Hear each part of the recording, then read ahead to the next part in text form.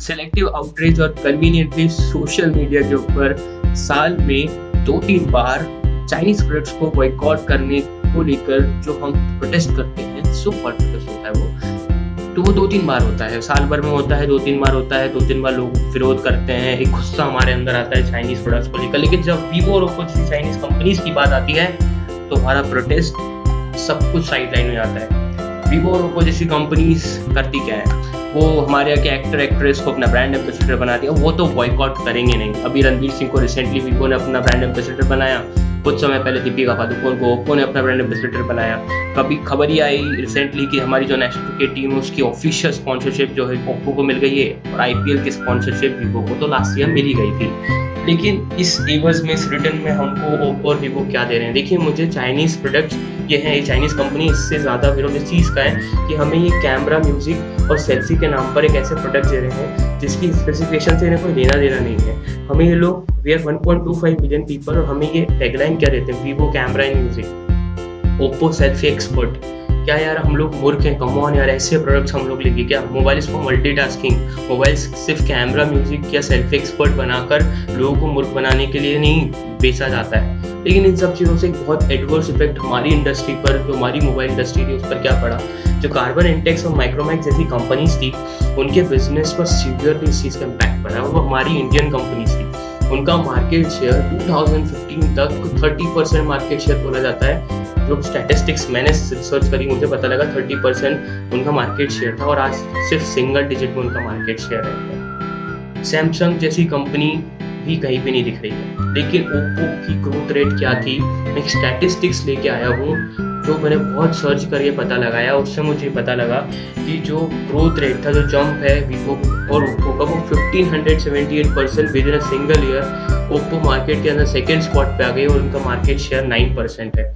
South Korea की company Samsung, जिसका हमारी कंट्री के अंदर अच्छा खासा डोमिनेंस था पिछले 8-9 सालों से, हम लोग सैमसंग के मोबाइल्स को खरीदा करते थे और एक कंसिस्टेंसी के साथ था। आज की तारीख में उनकी जो यूनिट प्रोडक्शन 7 मिलियन से जो था वो 6 मिलियन तक आ गया है।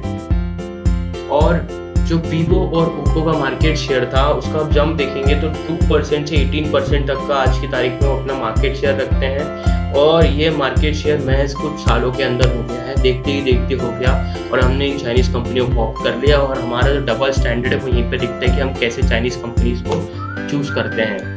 माइक्रोमैक्स, कार्बन और इंटेक्स जैसी कंपनीज को मैं अप्रिशिएट नहीं करता हूँ। अगर उन्होंने हमें इतने ही अच्छे प्रोडक्ट दिए होते यार, हम लोग थोड़ी ना ये ओप्पो जैसी कंपनीज को हमारे मार्केट, चौराहे, हाईवे और सब कुछ प्रमोट करके और हमें सेल्फी कैमरा के नाम पर मोबाइल लेने के लिए और प्रमोट करने के लिए वो कंपनीज करती और हम लोग लेना चालू कर देते।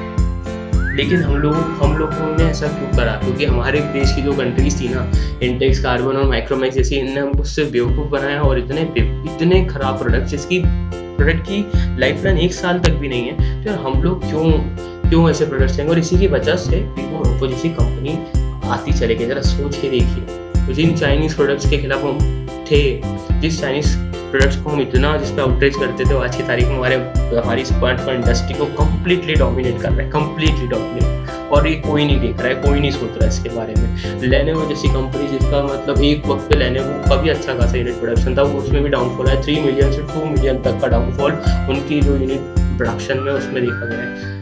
ये जो वीवो और ओप्पो की कंपनी की जो मैनेजमेंट टीम है ना, उसको यार कुडोस टू देम यार। मतलब क्या काम करा है, क्या मैनेजमेंट स्किल से, क्या प्रमोशनल एक्टिविटीज़ के थ्रू उन्होंने कब्जा जमाया हमारे मार्केट के ऊपर। लेकिन उनसे हमें क्या मिला? उनका तो प्रॉफिट हुआ, उनको सब कुछ मिल गया, लेकिन हमें क्या मिला है हमें सोचना होगा।